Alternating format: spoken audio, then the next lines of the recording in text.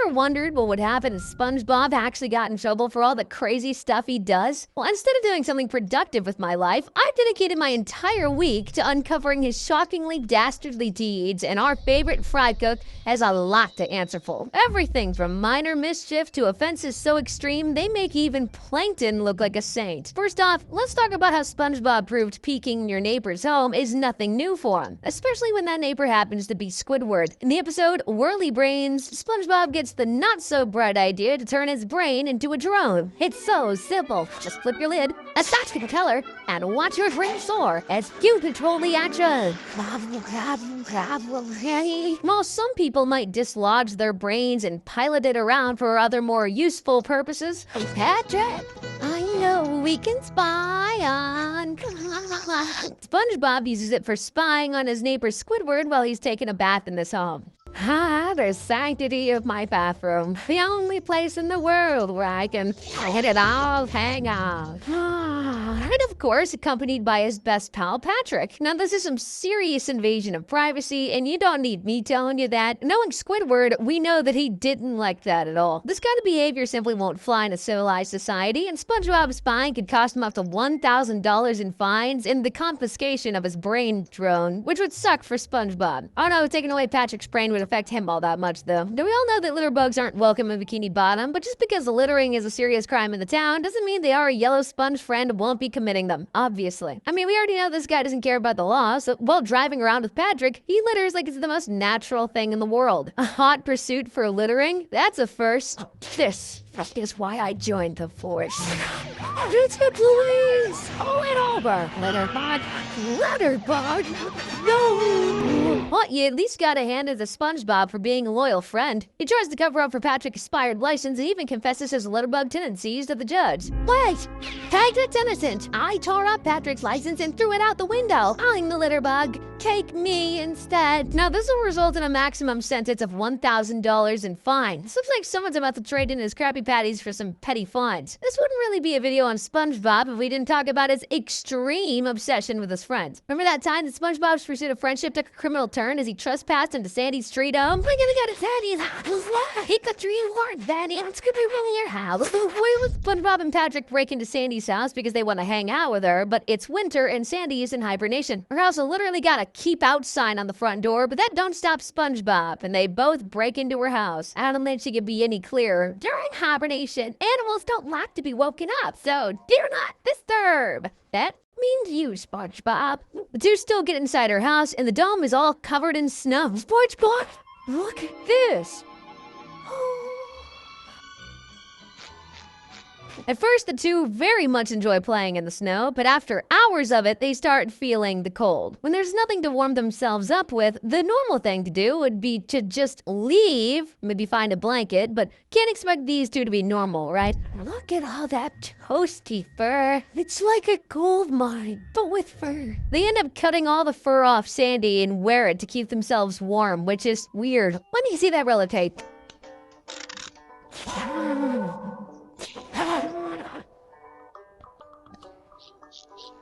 This unauthorized entry and fur-shaving frenzy would result in a sentence of another $1,000 in fines and also 30 days in jail this time. Safe to say that they'll be learning a quite hard lesson about respecting private property and squirrels. If you're feeling insecure about your appearance, SpongeBob really might not be the best person to consult with. Remember that time you convinced Patrick to get a nose? If you're so concerned about not having a nose, why don't you just get a new one stitched onto your face? Why did you do that? Patrick goes ahead with the surgery and... All right, Patrick, let's unveil the new Shana. Jeez. Patrick seems to love his new nose until things took a turn for the worst and he starts smelling the bad odors too. His newfound sense of smell leads him on a rampage. It's rotten garbage now. That's better.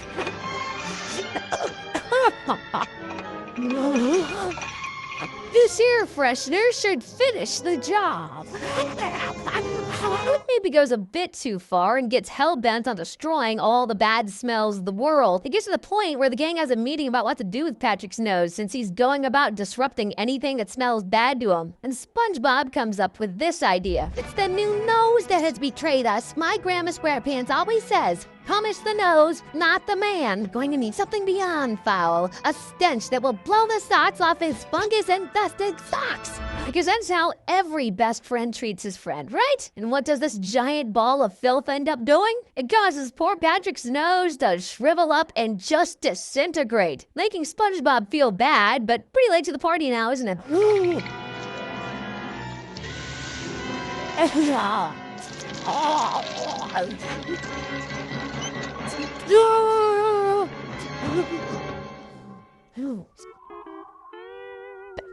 This annoying and unusual act is a clear case of private nuisance. Noses count, right? Now, since SpongeBob will be charged for damages imposed, we're looking at fines of $16,000 for Patrick's new rhinoplasty. Maybe that would help SpongeBob reflect on the true meaning of friendship and the importance of respecting other people's noses. Did you know SpongeBob has failed his driving test 1,258,056 times? Not exactly someone you'd want to be driving with. It's not a secret that SpongeBob really isn't the greatest driver in Bikini Bottom, and you can see the proof here. He tears through the boating school and runs amok, recklessly driving his boat around. No drinking required. The driving test is over, SpongeBob. Stop the boat. I can do this. Get back on the road. Gotta pass the test. Gotta pass. He's not a fan of melons either, I guess. He not only manages to crash his boat multiple times in creative ways, but he even ends up destroying a senior's home after he crashes into a fruit punch truck. Thank Neptune, I'm still... Let's open these windows so the world can see your nice white clothes.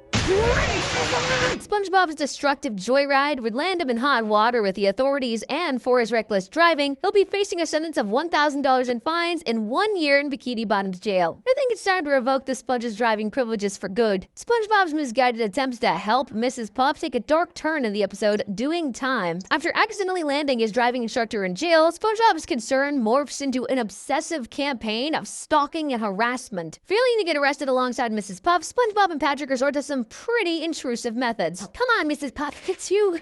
What are you doing here? Why did you follow me in here? Why? SpongeBob, I am not going with you. Ah, that's a good one, Mrs. Puff. They relentlessly invade Mrs. Puff's personal space.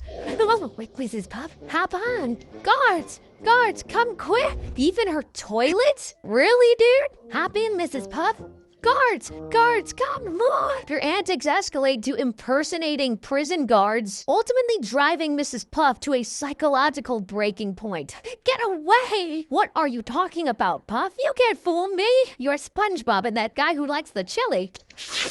Stalking is a serious, yet pretty annoying offense if you ask me, and SpongeBob's relentless pursuit of Mrs. Puff, causing her significant emotional distress, would result in a misdemeanor conviction with a sentence of 1 year in prison and $1,000 in fines. At least you won't have to sneak in this time. Let's talk about the time when SpongeBob's career aspirations took a dangerous turn as he delved into the world of medicine. Squidward mentions that he wants to get a nose job. I'm on the way to the hospital for a nose job. I'm finally gonna get the nose I should have been born with. Really need to, too. Now maybe a little work wouldn't hurt. SpongeBob decides to accompany him to the hospital, and after getting sick of SpongeBob trying to help him, Squidward suggests, if you want to help so badly, why don't you just go volunteer to be a candy striper? I mean, other people in the hospital you could torture. After changing into a candy striper suit, SpongeBob pulls the candy stripes out, making a suit look just like Dr. Scrubs. And somehow the doctors at the hospital end up mistaking him for a real doctor and tell him to come along and help them. Well, of course, SpongeBob was not going to say no to that. After he successfully helped and fooled the entire staff, they allow him to perform surgery. And entering the surgery room, the patient ends up being none other than, you guessed it, Squidward. Oh boy, surgery! And on my first day, too. SpongeBob, no! What are you doing here? SpongeBob operates on Squidward, trying on different noses, but he doesn't like any of them. Rightfully so, if you ask me. He ends up changing Squidward's nose back to normal, and Squidward is very happy and content with that. Until, well, I did have to use a few of your other body parts to be sculpted. gets his nose back, but at the cost of his other body parts. SpongeBob proceeds to leave the hospital, dropping this bombshell on them. Oh, look at the time. I have to go to work. You're at work. Nah, I'm just a fry cook, but it was fun playing with you guys. Bye. SpongeBob's illegal surgery could land him in serious trouble with the authorities. Facing charges for practicing medicine without a license, he can be fined up to $11,000 and sentenced to 4 years in jail. SpongeBob's entrepreneurial spirit sometimes leads him down a slippery slope, a very illegal slippery slope. In the episode Chocolate with Nuts, he and Patrick dive headfirst into the world of false advertising. At first, they try to make an honest living selling candy bars. A chocolate bar? That's a great idea, Pat. We'll be traveling chocolate bar salesmen. Fancy living?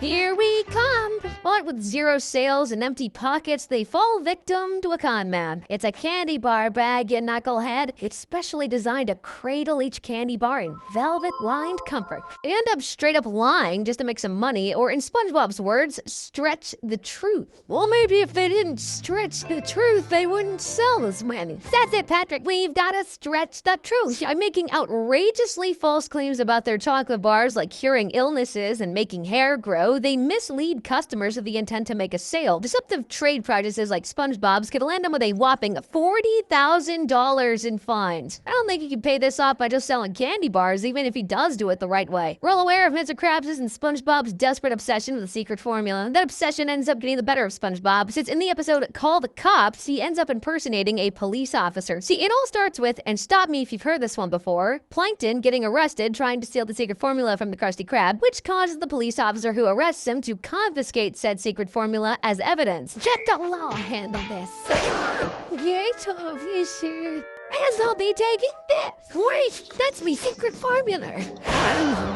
Well, now it's evidence. Now, Mr. Krabs comes up with the brilliant plan to dress up as a police officer and try to get the secret formula back from the police. Well, at least SpongeBob's self-aware. Not that it would stop him or anything. Isn't it a crime to impersonate a police officer? He even proceeds to arrest this poor girl selling cookies for not having a license. Pretty ironic, isn't it? They end up taking her to the police station, where SpongeBob shows his immaculate interrogation skills. Okay, little Helen. Nope. What do you think of this weather? Meanwhile, Mr. Krabs ends up finding Plankton in the evidence room, where they both end up fighting over the secret formula until SpongeBob barges in, confessing his crimes. Now, not only will SpongeBob be charged for impersonating a police officer, that one's a given, but he'll also be charged for illegally arresting Helen. With $2,000 in fines and 6 years in prison, SpongeBob will be spending a good amount of time in a police station, but as an inmate this go-round. Our absorbent pal here is already looking at about 12 years in prison and fines high enough that even a lifetime of flipping Krabby Patties couldn't pay it off. But now we're about to descend into the murky depths of SpongeBob's criminal record, where the crimes are more disturbing than Squidward's clarinet playing. The consequences heavier than an anchor, and the potential for jail time stretches further than the Flying Dutchman's frackin' beard. In the next crime, SpongeBob becomes an unwitting accomplice in a dangerous bomb plot with some explosive consequences. Squidward gets SpongeBob a gift for Employee Brotherhood Day. It's really just an explosive bomb that looks like a pie. It ends up blowing up while Mr. Krabs tries to have some with milk. Wait a second. This would go great with some milk. Whoop. You tried to kill me over a little new age management, eh? Seems like SpongeBob ate the pie to Squiddy and Mr. Krabs, leading them to thinking that he's gonna blow up any moment. But to his surprise, SpongeBob had the pie put in his pocket and he shows it to Squidward, but while doing so, he may have accidentally tripped on a rock and the pie fall on Squidward's face, and the bomb explode. No, this actually definitely happened. For recklessly handling Squidward's dangerous gift and contributing to the Krusty Krab's destruction, he'll be facing a hefty $10,000 fine and a 5-year jail sentence. Seems this Employee Brotherhood Day celebration was a blast. The worst way possible. This next crime is from the episode Life of Crime. SpongeBob's moral compass takes a vacation as he delves into the world of petty theft and even breaks into a home. SpongeBob and Patrick spot a balloon stand and want one, but don't have the money for it, so they just decide to borrow it. Pretty sure that's just called stealing, bucko. It's just borrowing, right? Yeah, and borrowing is okay as long as we bring it back, right?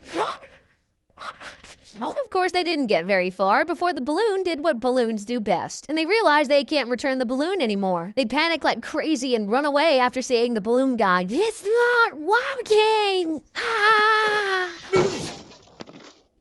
Hi there. Ah! and finally end up confessing to the police about their crimes, only for them to find out that it's actually National Free Balloon Day. If you can't do the time, don't do the crime.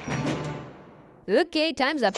Now get out. But we stole a balloon on Free Balloon Day. I mean, although it didn't turn out to be a crime, it doesn't change the fact that these two literally shoplifted. That isn't all, though. The next crime is from a band episode, Midlife Crustacean, where another instance, SpongeBob, Patrick, and Mr. Krabs break into someone's house to steal a woman's undergarments, which they call a panty raid. That's not even the craziest part here. That house turned out to be Mr. Krabs' mom's house, and it was her underwear that they stole. Excellent plan, SpongeBob. Now, Mr. Krabs is weirded out, rightfully so, and angry, because he had no idea it was his mom's house. SpongeBob, however, knew. And tell Mr. Krabs he didn't say anything to him because Mr. Krabs didn't ask him anything. Textbook SpongeBob, really? Why did you tell me this was my mother's house? Why didn't you ask? Now that is stealing, and although stealing the balloon to get him into jail, it wasn't technically stealing. SpongeBob's actions will be charged as first-degree burglary and theft, where he'll face 9 months in prison and $25,000 in fines for this ill-conceived underwear heist. It seems SpongeBob's quest for panty plundering could land him in the slammer for a very long time. SpongeBob is a felon at this point, and it's high time we accept it already. In the episode Sponge Dart on Duty, his reckless actions put the fish of Bikini Bottom in danger. How? Well, he became a lifeguard. The best part is knowing you're the only thing that stands between these good people and a watery grave. Their lives are in your hands now. But I can't swim. If I'd known being a lifeguard meant guarding their lives, I would never have said yes. He faces a real emergency when Patrick experiences debilitating butt cramps. Ice cream!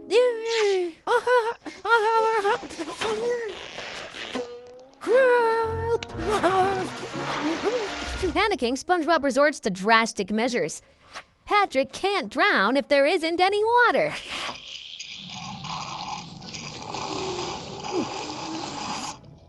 Now, even though SpongeBob intended to save a life, under the Rivers and Harbors Act, illegally altering the condition of any navigatable water, which could include draining a lake without proper permits, would result in a civil penalty of $100,000 and 30 days in prison. Think of a top 10 list of the last places you want SpongeBob to be, and a rocket ship would probably be in the top 3. In the episode Sandy's Rocket, SpongeBob and Patrick end up crashing a rocket ship in Bikini Bottom, thinking that they've landed on the moon. The fact that their instinct was to just start kidnapping everyone in Bikini Bottom tells us everything that we need to know about these two. Don't go near him, Patrick. Can't you see this is all a trick? The aliens are projecting our memories onto the environment. So you mean to say they've taken what we thought we think and make us think we thought our thoughts we've been thinking our thoughts we think we thought? We think? But I'm not going to fall for it. These two idiots end up kidnapping everyone because they believe they're all aliens.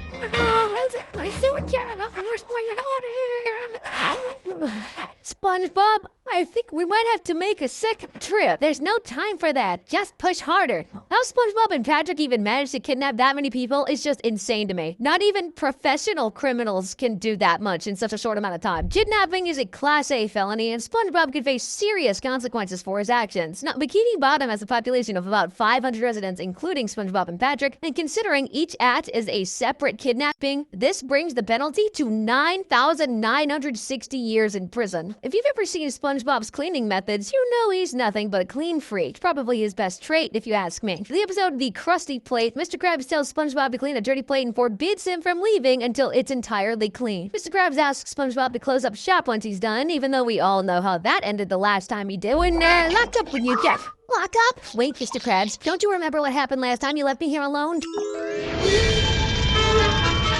Should have never left you alone with a little blowtorch and me roller skates. Honestly, Mr. Krabs, this one's on you, dude. SpongeBob clearly warned you there. But what happens next? Exactly what SpongeBob warned Mr. Krabs about. He uses a laser Spotmaster 6000 to clean the plate and also sets it to the most powerful setting. Now, it does sound like a great idea to clean a dirty plate, but not when SpongeBob is the one handling it. Let's see when he's done this time. That's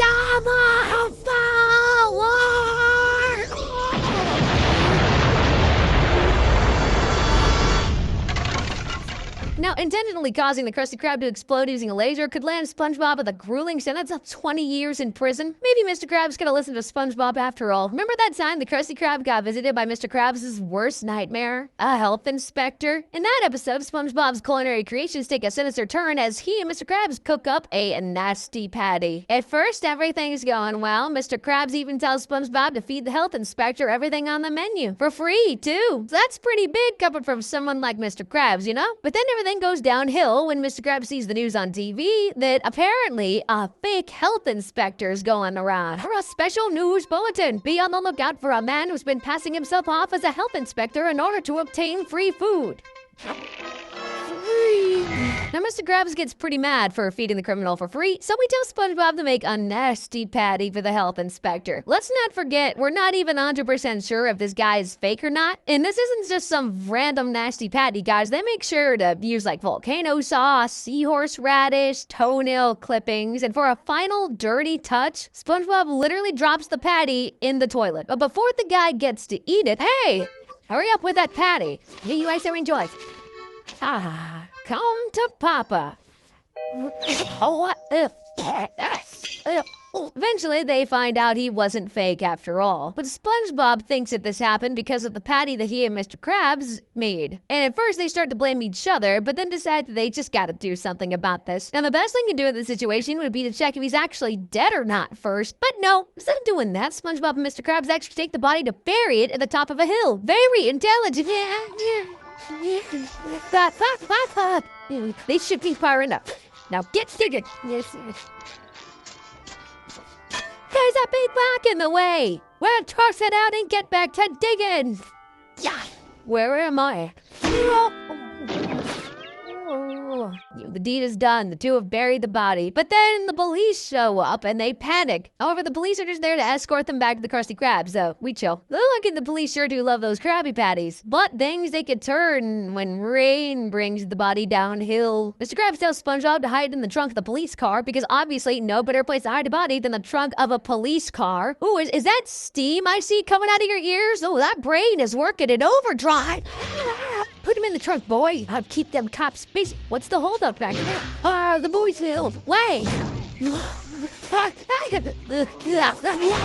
Now the two are panicking big time. They get back to the Krusty Krab and hide the body in the freezer, and I've got no idea what these two are even doing at this point. The Krusty Krab, the police officer, asks for soda with ice, but instead Mr. Krabs just panics and stands in front of the freezer saying that there is no ice. The officer insists on opening the freezer, and that's when Mr. Krabs and SpongeBob start blaming each other for the murder. SpongeBob and Mr. Krabs confess that they committed a murder and hid the body in the freezer. We've killed the health inspector and then stuffed his body in the freezer. However, to their surprise, the freezer's actually empty and the body's gone. A while later, the health inspector returns to the Krusty Krab and tells the two that they passed inspection. What? Now, all that may have been a bit too chaotic and not entirely everything was SpongeBob's fault, but this incident would land him with charges of food tampering, attempted murder, and obstruction of justice. These serious offenses would result in a cumulative prison sentence of at least 70 years or life imprisonment. It's clear by now that SpongeBob's destructive tendencies aren't something to be taken lightly, but they reach a new low as he commits manslaughter multiple times. Having bad breath isn't a crime in and of itself, but SpongeBob sure ends up making it one. In the episode Something Smells, SpongeBob is out of sundaes, so he decides to make his own nasty version of one. Ketchup. Onions.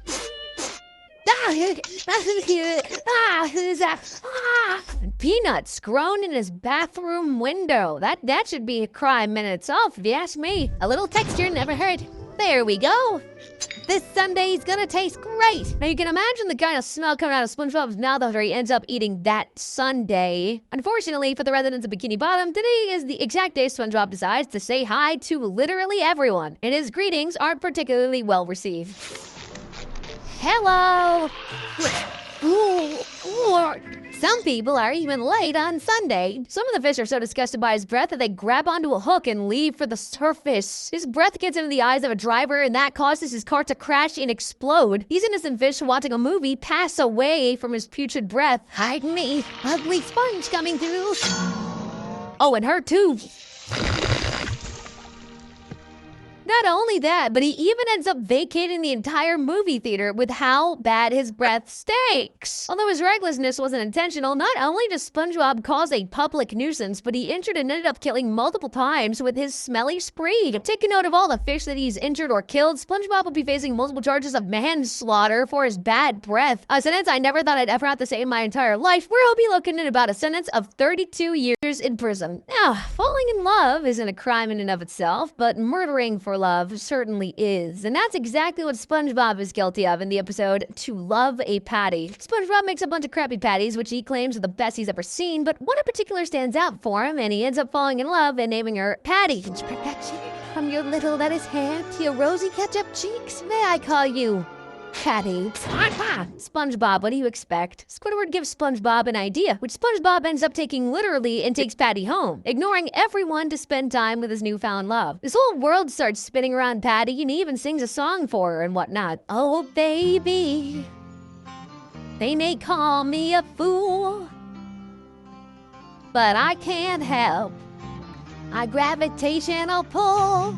Our boy was seriously down bad for a burger. So when at the Valentine's Day Carnival, some clams try to eat the patty, yeah, our yellow friend can't stand that. And that's when the demon inside SpongeBob is released. He uses karate to murder 21 clams to save his patty. Okay, I get it. He's a fool in love, but to kill 21 clams just for a burger is insane. Considering every clam as a living entity, this carnage, if even fueled by love for a Krabby Patty, would still result in multiple murder charges, which is typically life imprisonment with parole after 420 years. If he's lucky. Do I even need to mention the fines? Like, we all know it's gotta be over $1 million, and it is. There's also the possibility of solitary confinement thrown in there. SpongeBob might regret not simply sharing his beloved patty with the hungry clams. With all of that combined, SpongeBob is looking at a staggering $1.2 million in fines and a whopping 10,520 years in the Bikini Bottom slammer. But how does this dodgy character compare? Click the video on screen to find out.